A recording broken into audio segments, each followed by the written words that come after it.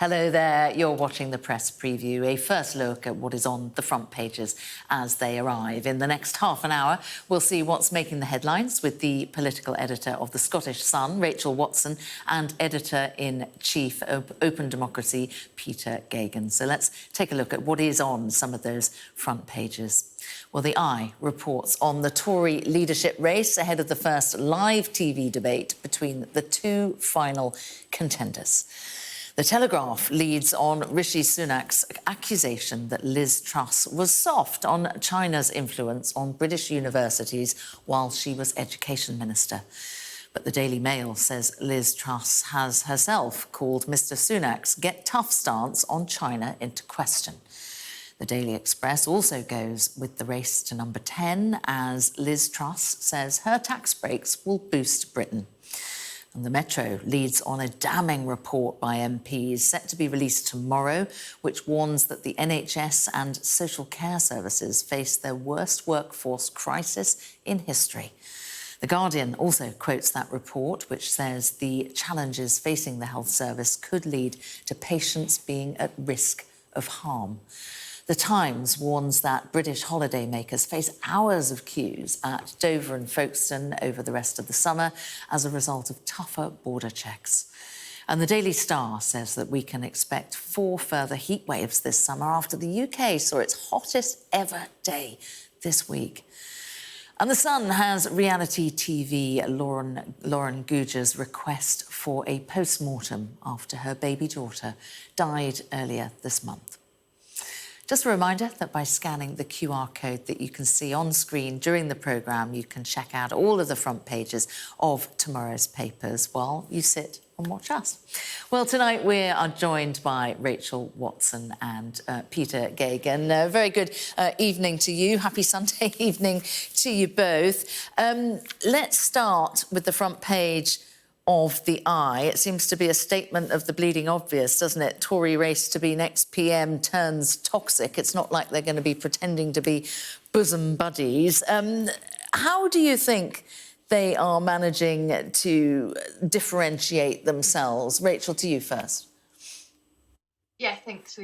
You say it's very obvious that this Tory debate, the leadership election, has become very bitter, increasingly so over the last couple of weeks. We saw it when Penny Mordaunt was still in the race, actually. A couple of papers went for her. There was a lot of briefing against her.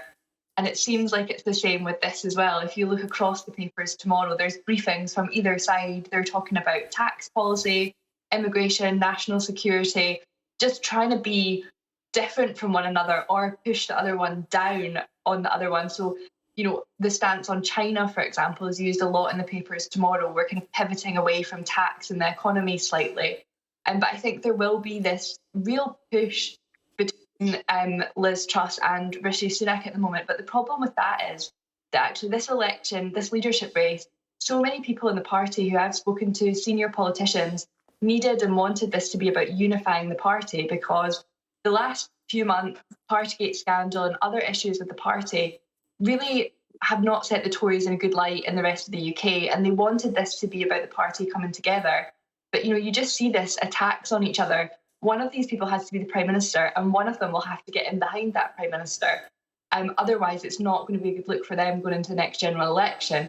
So to see it turn increasingly bitter with 6 weeks left to go, you know, how far is this going to go? That's interesting. Peter, in terms of the Tory members, because that's really who they need to be winning over now, where are the most significant divergences which give them something to hang their hat on in terms of who they pick? Is it the economy? Well, it's quite remarkable. It's what you can see from the front pages tonight. And you've seen it, really. You know, I saw the Star, I think, it said we're going to have 4 more heat waves this summer. We're definitely going to have 6 more weeks of this kind of sniping attacks from Sunak and Truss. But what's kind of most striking, I think, about this is that they seem so detached from reality. You know, you're talking about front pages, headlines about NHS chronic problems, inflation running 10%, and you have what looked like really, really niche interests around the role of China in British universities, tax cuts, etc. And there clearly are, yes, this is how the election now works, where our next Prime Minister is going to be chosen by a very, very small selectorate, 170,000 Tory members. And what we're seeing, what's almost most interesting about the papers today is kind of where they're coming from, where you've got both the Mail and the Express, who clearly are very much in team Liz Truss and are really putting the boot into Rishi Sunak. And I think that's going to be probably the tone of the next few weeks, is that the right-wing papers have clearly come out pretty strongly for Liz Truss. So while they continue this, they're going to go very hard against Sunak. And meanwhile, I would expect the rest of the newspapers are going to cover what are the really big issues in this country at the moment, which are, are pretty massive, from the climate to the cost of living to the state of the NHS. And we're showing the front page of the Daily Mail there, Rachel. I mean, China, I guess the general public have a view on whether that matters to them, and I'd imagine that it doesn't matter very much at the moment compared to travel disruption, NHS backlogs. Does it matter to Tory members? Yeah, as Peter said, there's so many issues that are impacting people's lives just now, whether that's cost of living, NHS, that people really want to hear about. But also, like they said, this is a very small electorate that Liz Truss and Rishi Sunak are talking to, and they want to hear issues that we're going to be tough on. They want to hear that the Conservatives are going to be tough on China. They want to hear these policies around immigration and tax. This is what they believe that the membership want to hear. And I think, it's an interesting move to pivot so quickly. We spoke about, we didn't really get into, when we first had the leadership race, the beginning of it kind of lacked policy. Nobody was really talking about what they wanted to do other than tax cuts. But now we've kind of, Rishi Sunak was very comfortable talking about those.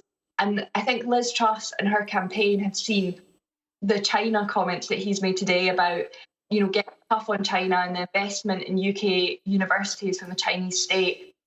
She's seen this as something where people in her campaign have come back at and said, really, like, what are you talking about? And I think that they have seen this as something that he might not be as well kind of bred on as they hope that Liz Truss's foreign secretary will be. But this is obviously something that they believe that they are talking to a very small electorate and that they will like. Liz Truss is very much seen as the right-wing candidate in this election. Rishi Sunak is, the more centrist. He's been very careful with tax cuts, for example, but he's going to have to kind of try and get himself back into this race. We've seen polling figures where Liz Truss is ahead of him, and there will be that, push for Rishi Sunak to kind of lean more to the right now.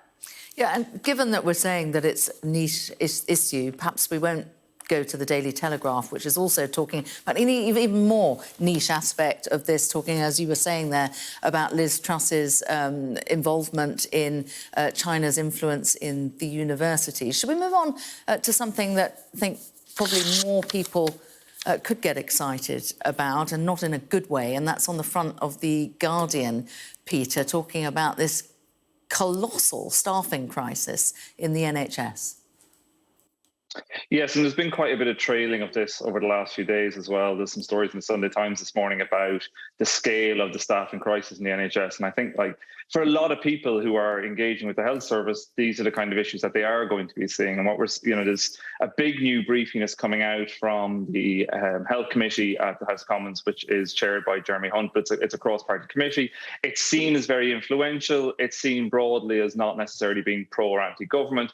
So a warning like this coming from that committee is seen as very significant. And, it's not really a surprise. It's been a decade plus of austerity, a series of cuts to the health service. And what we are seeing is a lot of people in their everyday lives and interaction with the health service are seeing the reality of the staffing crisis. And you would expect, unfortunately, this is the summer. We do have COVID. We have a kind of, we do have very high levels of COVID again.